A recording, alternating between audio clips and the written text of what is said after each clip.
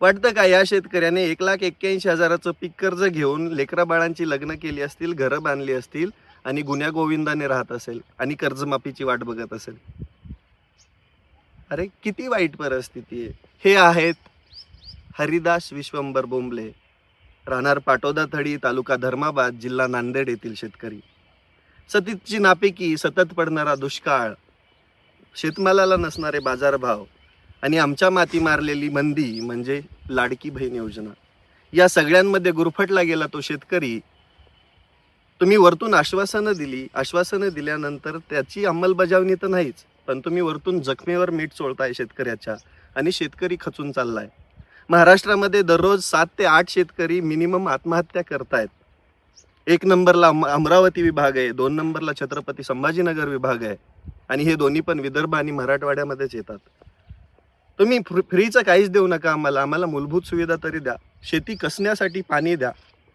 शेतकरी 100% उभा राहील. शेतमालाला हमी भाव द्या.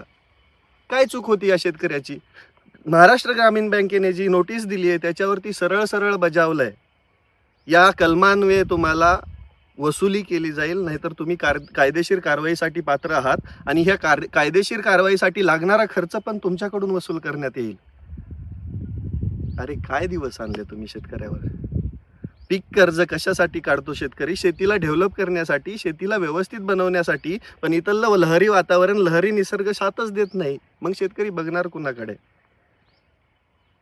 मी त्या प्रत्येक आत्महत्या केलेल्या कुटुंबाच्या दुःखामध्ये सहभागी आहे. मी यांच्यासाठी जमेल तेवढं सगळं काही करणार. बरेच जण म्हणतात सरकार विरोधात बोलू नको, तू अडचणीत येशील. शेळी बनून जगायचंच नाहीये मला. आणि मी यांच्या प्रत्येक प्रॉब्लेममध्ये सोबत असणार या शेतकऱ्यांच्या.